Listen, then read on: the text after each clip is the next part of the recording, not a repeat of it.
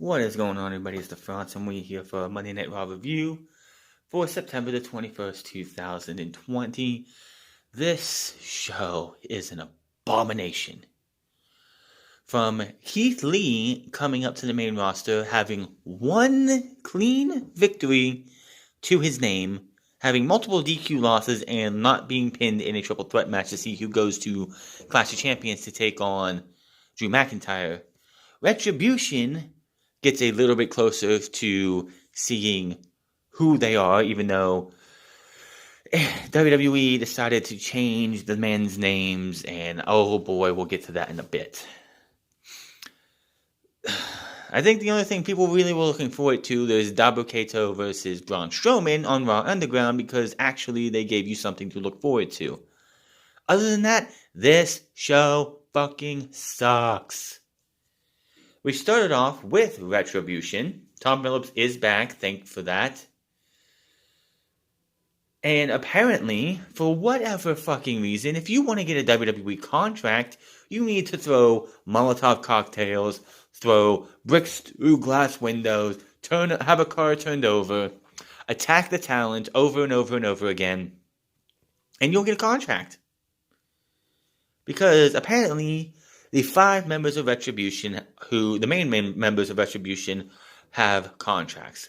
They pull their hoods back as they were in the ring, and the two females, one is 100% Mia Yim, and the other one apparently is Mercedes Martinez, even though I thought she was a little bit taller.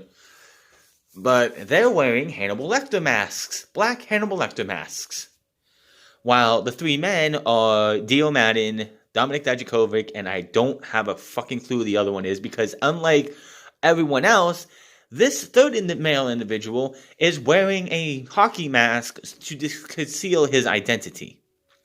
Some people say it might have been Ciampa. This person had a full head of hair. Some people are saying Shane Thorne. If that's the case, what a waste of a pick for this group. Mia Yim takes the mic and it's definitely her, says WWE management thinks they're safe because they gave Retribution contracts, which, again, this makes no fucking sense. You all had contracts anyway. How are you, I just don't get Retribution at all. It would have made sense if they would have found three men and two women who were fired back on April 15th and brought them back as Retribution to give them contracts. This line here would have made more sense if it wasn't five individuals coming from NXT. What in the literal fuck? And let's see. She goes on about how money won't change anything, and they're done being stepped on and get some imaginary brass ring. Dominic Dijakovic, who's wearing a Bane mask, speaks now and goes on about how they're going to drain the lifeblood of WWE, and that is the WWE talent. Now, I also noticed that each and every one of them has some kind of face war markings on them, like they're supposed to have war paint. Like they got some tips from the Viking Raiders back when the Viking Raiders were the War Raiders. Mercedes Martinez and Dio Madden are on the other, who are clear. We don't know who, like I said, I don't know who the fifth member is because he's wearing a hockey mask. I'm pretty sure I read or saw somewhere that that was implemented into Tommaso Ciampa's gear down in NXT, so that's why I figured it's probably Tommaso Ciampa, but unless he's wearing a wig, it definitely probably wasn't Tommaso Ciampa. And by the way, Dio Madden's wearing a trimmed down shredder looking mask. Like they took the shredder mask and cut out eye holes and mouth guards and everything. Retribution will make you pay for your sins. The other man is harder to make out as his mask covers more of his face. The music suddenly interrupts, and out comes the Hurt Business to the stage, who, by the way, are heels. So a heel group of the Hurt Business is coming out to attack another heel group in Retribution. Somebody make that make sense. Cedric Alexander, United States Champion Bobby Lashley, Sound Benjamin, and of course MVP. The Hurt Business march to the ring, but Retribution retreats to the floor to the front of the announce tables. MVP says Retribution has no heart when the realness shows up. MVP figured once they these hoes get their contracts, they stop running their mouths. He offers them the opportunity to get out of on the business end of some hurt tonight. Lashley threatens to beat them down and look good while doing it. More masked members of Retribution suddenly surround the ring, which these are the rejects. The Hurt Business is outnumbered as the apron fills up. The masked men and women attack the Hurt Business, fighting them off. Dijakovic and Dio Madden end up putting Lashley down in the middle of the ring with a double choke slam as the chaos continues, and we go to commercial break. Now, I would say that I do like the mask that Dio Madden's wearing. It does, and like I said, it looks like they took Shredder's mask and cut the eyes. They cut it up to make so you can see him a lot more. People are saying that the fifth member is Shane Thorne, but I'm not 100% sure about that. Like I said, I haven't watched NXT in a while, but I thought I did see Tommaso Ciampa's entrance from this past week with him wearing a hockey mask.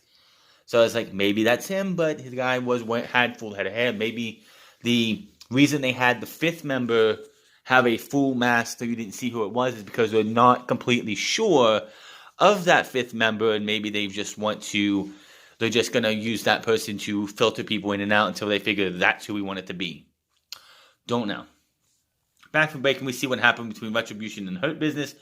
Jerry Lawler is here. No Michael Cole this week. He's filling in for Samoa Joe. So Samoa Joe, I'm going to say, has probably gotten a case of the Rona, just like Tom Phillips, who had a 2-week vacation, also probably had contact with that as well.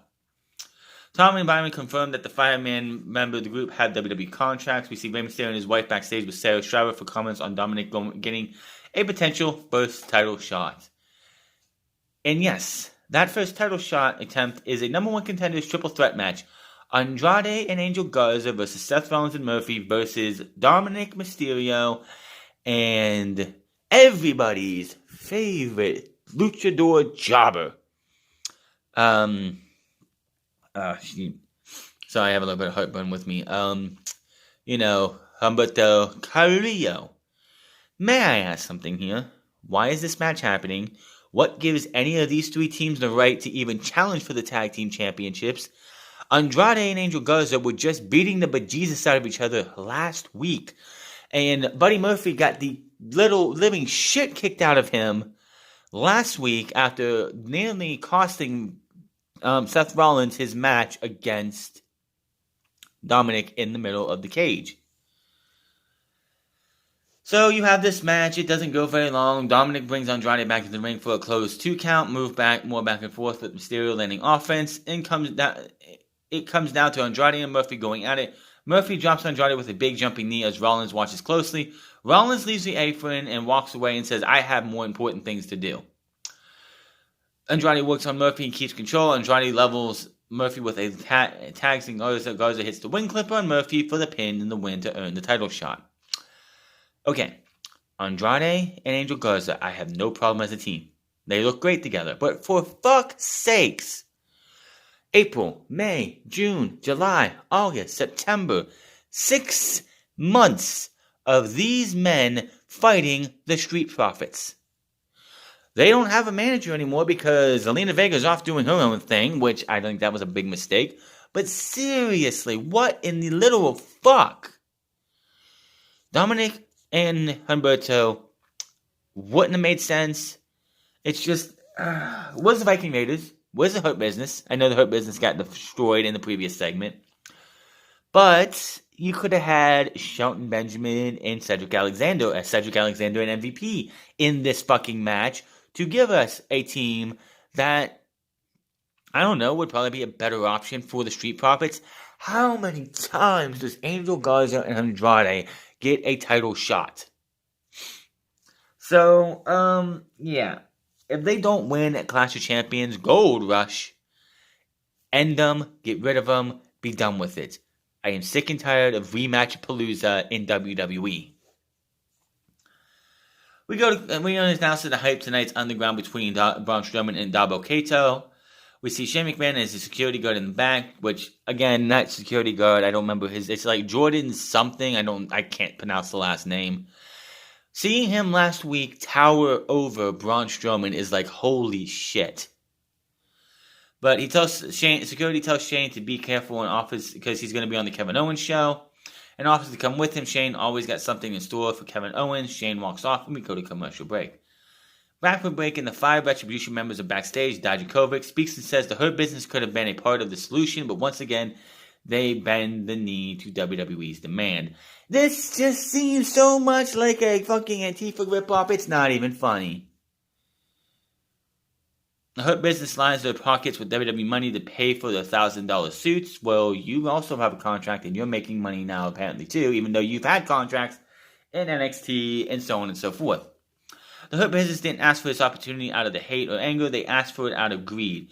But their payment will not come in the form of money, it will come in the form of a match against us, and we will pay you in retribution. Tom says the match has not been confirmed yet. So, we're going to have Dio Madden and Dominic Dijakovic and member number 3, whoever the fuck he is, taking on 3 members of the Hurt Business. That is your main event. Even though you have Keith Lee versus Drew McIntyre. If Keith Lee wins, he gets a title shot instead of Randy Orton. That is not your main event. We go back in the ring, and Kevin Owens is out here for another must-see edition. I hate when we have the must-see editions because I hate these things. Jericho's highlight reel was a one-of-a-kind. It was its own thing, and I know Piper's Pit was the first of many. And WWE has been trying to find that magic since Piper's Pit, which they did with the highlight reel. And then they were like, well, let's give Edge a show. Let's give Christian a show. Let's even give JTG a show for a minute. Let's give Dean Ambrose a show. Let's give Kevin Owens a show. Everybody gets a show. The Miz has Miz TV. Alexa Bliss has a Moment of Bliss. It's how many times do we have to have these? Owens goes on about introduced on Raw Underground boss Shane McMahon. There's some jokes about their history. Owens talks about Shane being a master promoter and tells him to do what he came to do. And Shane talks about the battle of the behemoths between Braun Strowman and Dabo Kato. He mentions Owens being on Raw Underground a few weeks back and getting to know Dabo Kato. Shane figures we should sample the goods tonight, so he brought Dabo with him. Out comes Dabo Kato. The big man slowly marches down the ramp, stopping to stare ahead. We also get a video package of highlights from the recent Raw Underground dominance.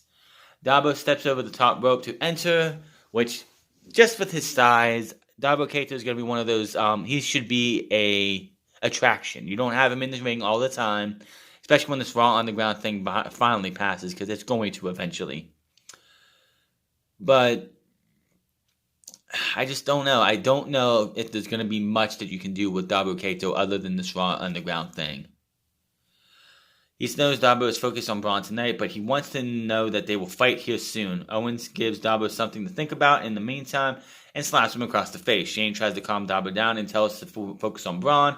Owens then introduces second guest tonight, and out comes Braun Strowman with pyro and smoke. Strowman marches to the ring as Dabo waits. Shane gets in between them and says it will not happen on the KO show, only on Raw Underground. All of a sudden, Aleister Black attacks Kevin Owens from the floor, pulling him down and pulling him into the ring post between his legs.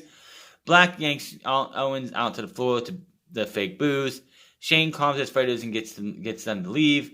Black stands over Owens at ringside as Owens sells a low blow injury. We hear Strowman yelling at Dabo in the ring.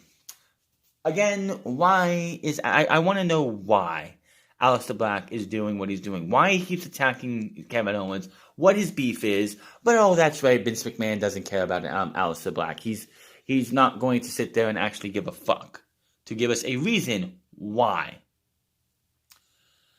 We're going to look what happened earlier today with Retribution because WWE just loves to do that. Charlie Caruso stops WWE Champion Drew McIntyre backstage to comment he's not worried about competing with a fractured jaw again. She asks him about his friend Keith Lee's next. He talks about how there's no point in being on WWE if you're not here for the WWE title. He's sure he and Lee will be laughing about everything over drinks later, but now they're going to beat the hell out of each other. He walks away, but stops and tells Lee that the drinks will be on him and he's going to beat the hell out of Lee. Makes his exit and we go to commercial. Back from break and we see Retribution attacking several WWE superstars in the bank. in the back, including Titus O'Neil and Humberto Carrillo, the world's biggest loser and Mr. Catering himself. Among others, Dominik Dijakovic addresses the camera and says they are being put down by the judge, jury, and executioners. We go to the back, and the announcers confirm that the Hurt Business vs. Retribution will happen tonight. And then we go to Keith Lee versus Drew McIntyre. If Keith Lee happens to win this match and Randy Orton is not available for Clash of Champions, that would be the match you get at Clash of Champions. What do you think happened in this match? Did Keith Lee get a strong victory to get himself to Clash of Champions? Did Drew McIntyre upset his friend and beat him down? No. The one thing that they were going to do, and they did it again, Keith Lee loses by disqualification. The match doesn't fucking matter. Why? Because Keith Lee lost by disqualification because Randy Orton came in, showed up, out of nowhere, and attacked Drew McIntyre, and then punted Keith Lee, because just like all the other matches that Keith Lee has lost by disqualification, he gets hit with a finisher, it looks like he's going to get beat, and then Drew McIntyre the first two or three times, come out and stop and causes a DQ in the favor of Keith Lee's opponent, which of course has been Randy Orton. Last week there was a no contest. This week, Randy Orton comes in, hits Drew McIntyre, and then punts fucking Keith Lee. I feel fucking bad for Keith Lee. This dude gets no respect on the main roster. And apparently Vince McMahon is very high on Keith Lee. He's going to give him a big push. Really? Really? Really? I don't buy it. I don't buy it at all. I just don't buy it one fucking bit. Why? Because you have three matches that he has lost by disqualification. He had a no contest last week. He did not get pinned in the triple threat match, but he just so happened to beat Randy Orton. We're all supposed to think that is good enough. We're all supposed to think that is enough for them. No, it is not. I am sorry.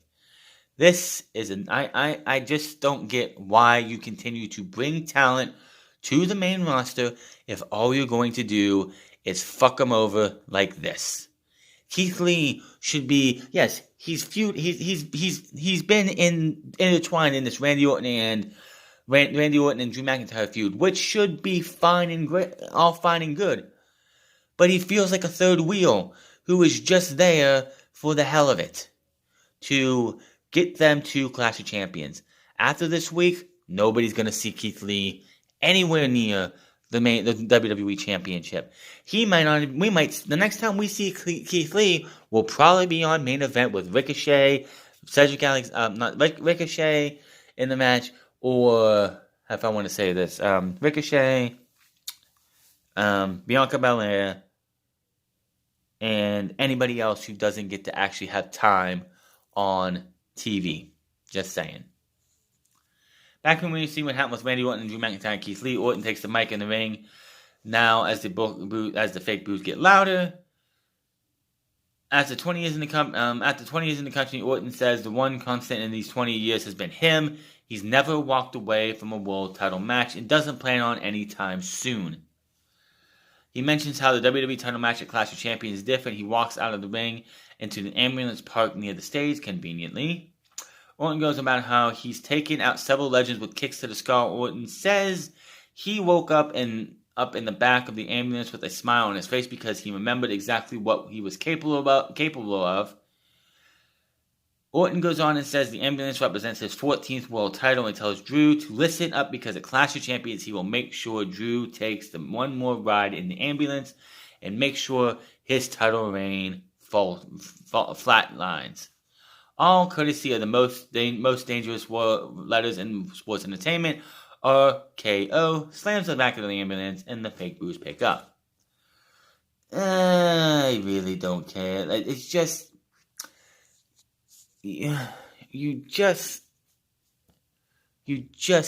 I hate it. I fucking hate that they fucked Keith Lee up so fucking badly. It's so bad.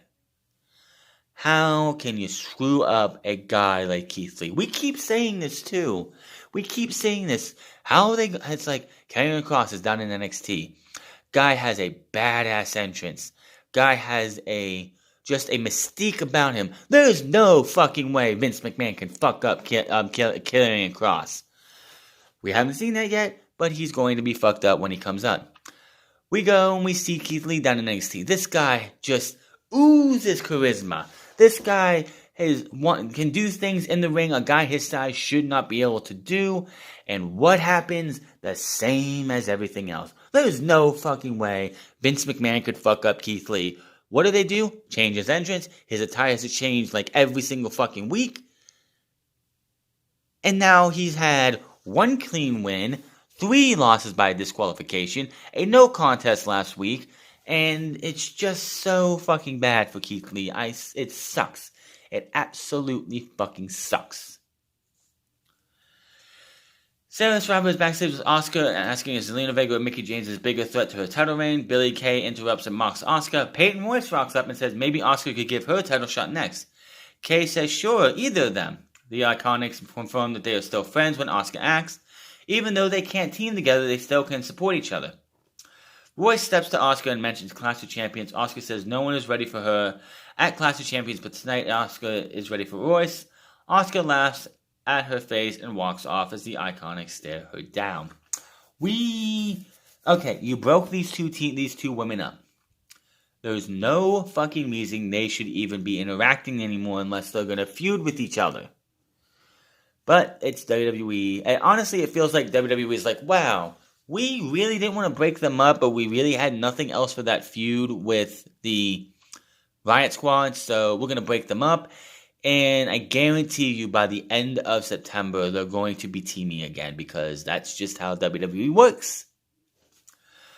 Number 1 contenders match, Zelina Vega versus Mickie James. Remember the last time we saw Zelina Vega have a match? It was right after the Poison segment with Montez Ford. I think it was the week after that or the week after that. She faced Bianca Belair. What happened? She lost to Bianca Belair. A couple months before that, she had a match with Bianca Belair. What happened? She lost to Bianca Belair. I think a week or 2 before that, she faced Bianca Belair. What happened? She lost to Bianca Belair. She has lost every single match she has been in on the main roster against Bianca Belair. And now all of a sudden, she's in a number 1 contenders match. Why? Because WWE has no creativity. Speaking of creativity, my goodness, when we talk about something with Seth Rollins and the Mysterio family later. We see what happened with the Retribution tonight. We also see last week's Asuka versus Mickie James match that ended up in how Vega stepped to Asuka last week. Out comes Mickie James to the ring. They had a backstage video from earlier where Mickie said she will remain focused on the title and show Vega how a real champion does it tonight. The bell rings and they have this match. It doesn't go very long. Vega stalks Mickie some, goes up for a tornado DDT. Mickie fetches her off and clotheslines her. Mickie mounts her some offense now. She drops Vega on the face and the crowd cheers her on. Mickie goes to the top and hits the seated senton, but Vega kicks out at 2. Mickie kicks Vega and gets up. Vega blocks the big DDT and sends Mickie into the ropes hard. Vega with a backstabber in the middle of the ring. 1, 2, 3. And all of a sudden, Zelina Vega, who for months has only been a manager, and the last few times she has had matches has lost, is all of a sudden the number 1 contender to the Raw Women's Championship. And it gets better. The Raw Women's Championship match isn't even on the main card. The Raw Women's Championship match is on the pre-show, on the kickoff. What? Asuka, I don't know if it was even possible, but Asuka is going to have multiple terrible Raw Championship reigns. It's not even funny. They do not give a fuck. Back from break, and we see a vignette for Bianca Belair, putting a few male trainers to shame. Oh my god, they actually remembered who Bianca Belair was. Holy shit. Good video package, but this should have been what you used when you were calling Bianca Belair up. Not 6 months fucking later. And, a couple trips to main events. We see earlier footage from Akira Tozawa and the Ninjas referee on the beach waiting for Truth. They play around in surf, but Truth shows up with his title and the invisible Little Jimmy. Good grief. I did not want to read that. Little Jimmy.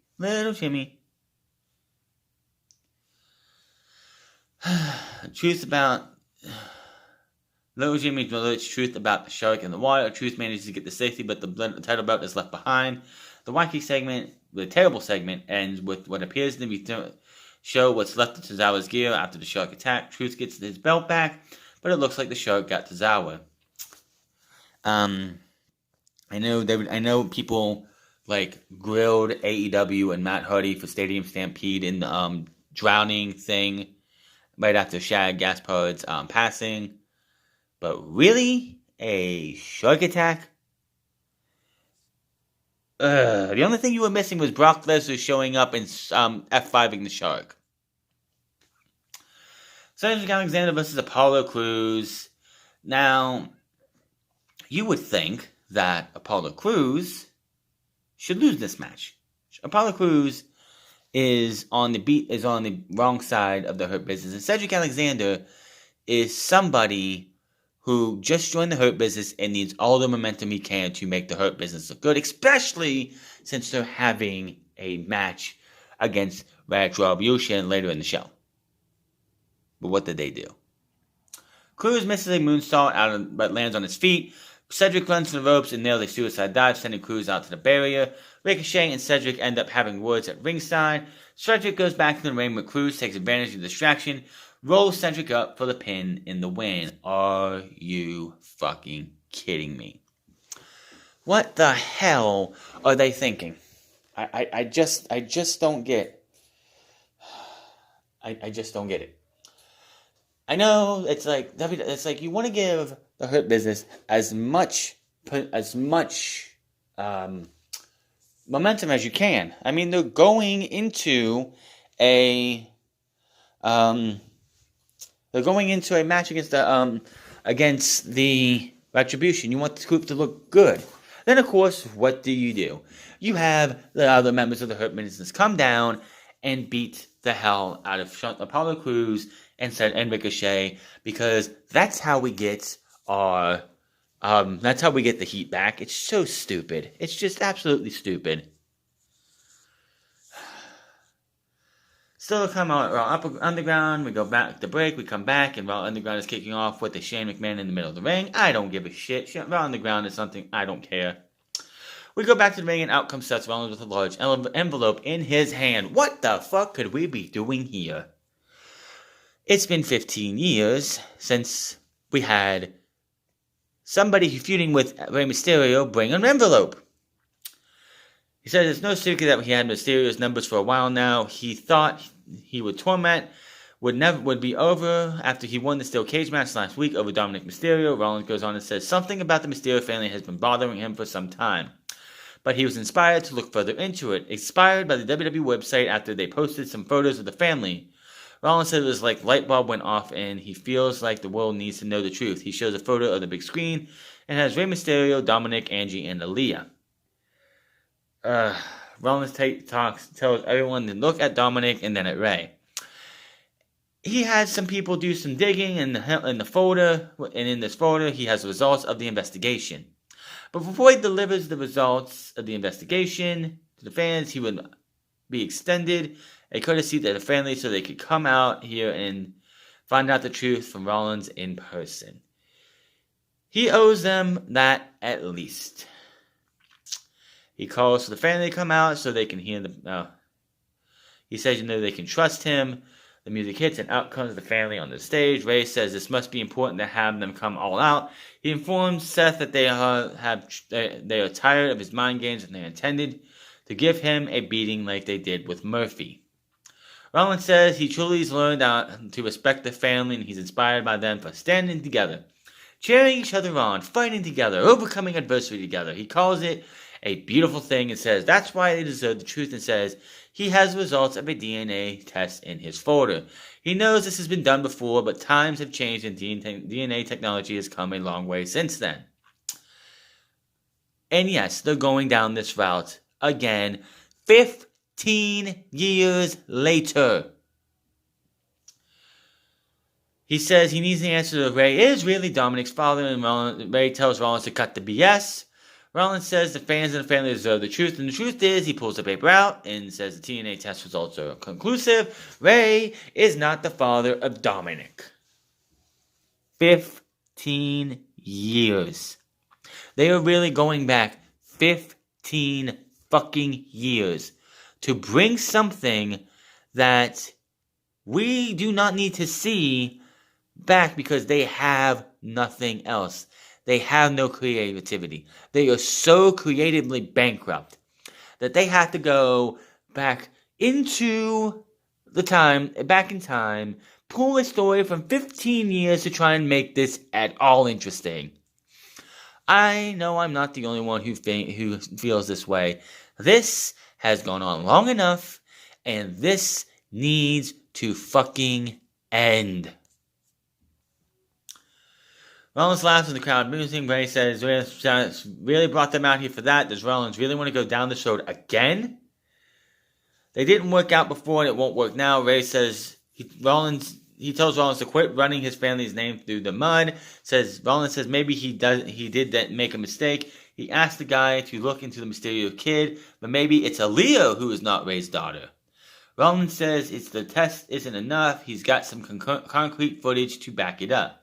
Shows us how Aaliyah briefly checked on Murphy after last week's steel cage match, which honestly should have been nothing. She checks on him because, it's a human instinct. Some people have that compassion in them that if somebody's down, they'll check on him for a second. That's all it needed to be. They didn't need to bring it in. It didn't need to be anything else. The commentary didn't even acknowledge it last week. It should have been nothing. But of course, this is WWE. We're going to drag this 19-year-old girl, young lady, into storyline because that's what they do, and the creeps come out. Rollins says that doesn't look like something a Mysterio would do. Aaliyah wasn't consoling a family member. She was consoling his disciple. Rollins asks Aaliyah, what's going on there? Ray says Rollins to talk to him and not her. Says he and his daughter already spoke about last week and it's nothing. Rollins needs to know. He raised her to be compassionate and caring, something Rollins knows nothing about. He tells Rollins to keep her name out of his mouth, Aaliyah, but she walks off to the back after he turns and looks to her. Ray says she's 19 and knows nothing about their world, so that upsets her. Angie follows. Dominic stands with his dad. Ray leaves to the back now, and Dominic follows. Rollins says he's sorry. He just came out here to inform. He didn't come out here to drive a wedge into the family, but he guesses that's what happens sometimes. Even if family is strong as Mysterio, Rollins looks to the camera and says he's sure that this has probably even happened to some of them in their families. He says he's sorry again and puts the mic down, somber. As Rollins walks back up to the ring, his music hits. He stops at the ramp and smirks some. Still to come, we have the Braun Strowman and Dabbo Kato on the ground. Who cares? Back from break, and we see a video package of dominance of the women's tag team champions, Nia Jax and Shayna Baszler, versus Natalya and Lana. This was pointless, because Shayna Baszler and Nia Jax won. After the match, Baszler hears the kits as the champs stand tall.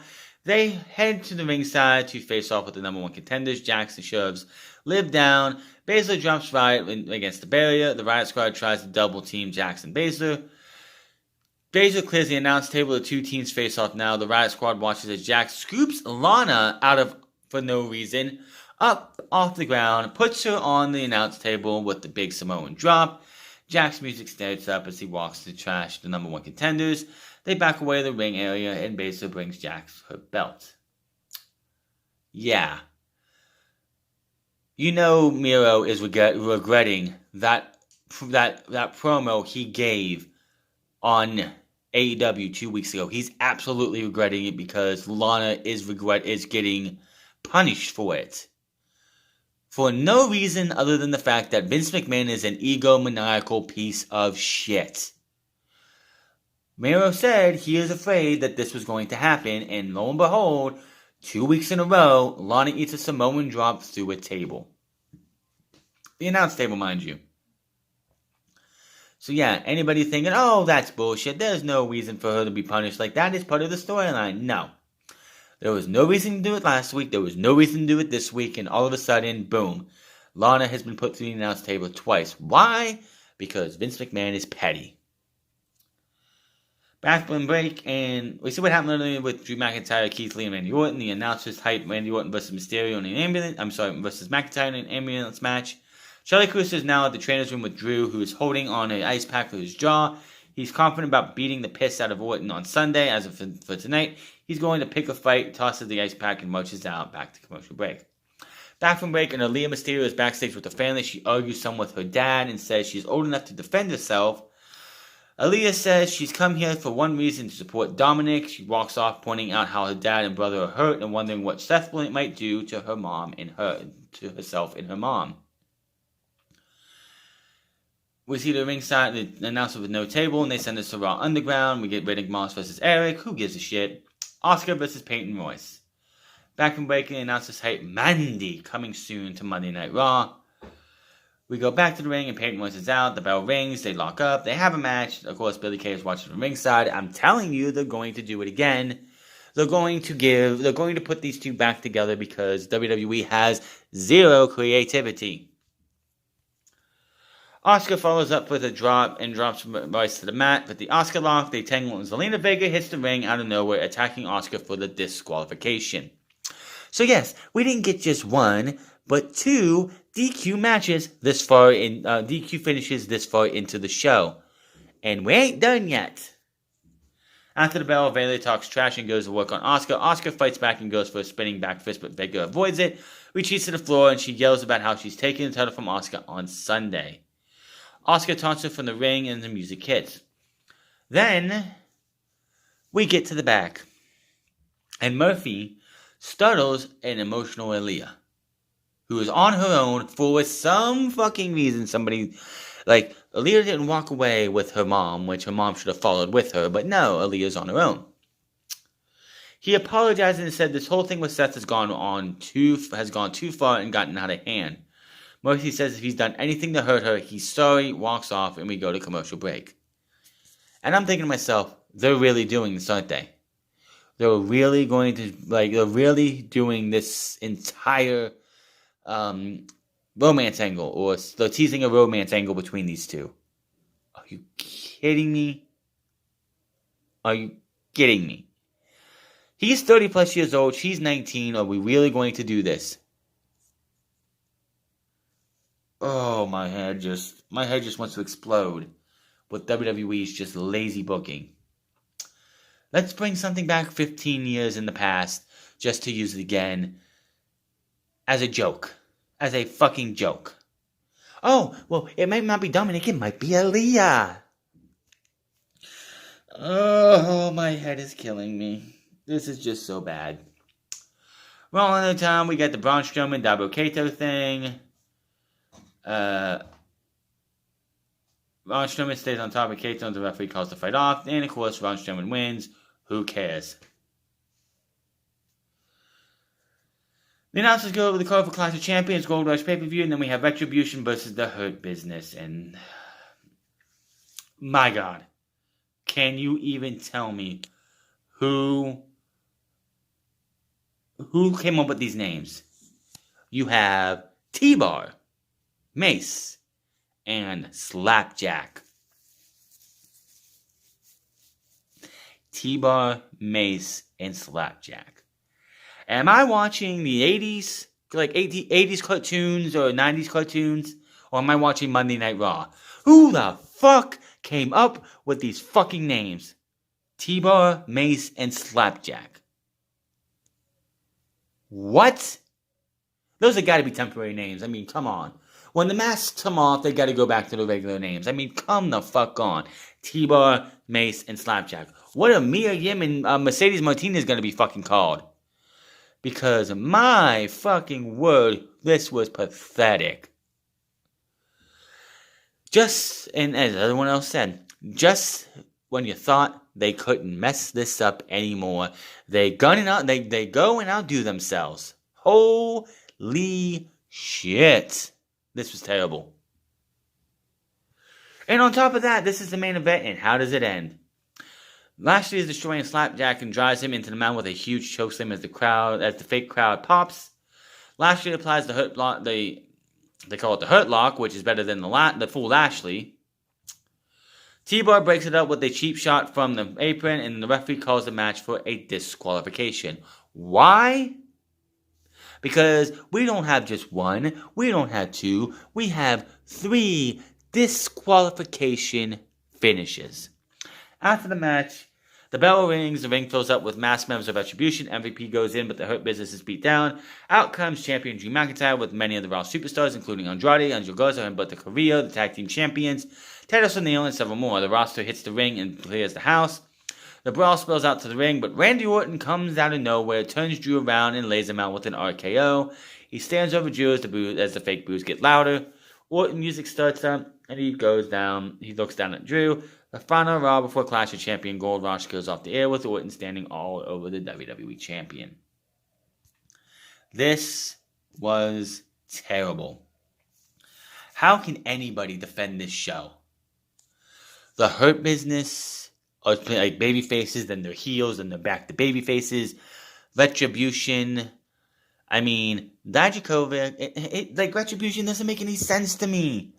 If it was 5 members of the NXT roster who we haven't seen in forever because they were setting them up for Retribution, but the storyline is because NXT had nothing for them, and they felt like WWE was disrespecting them. That I could see.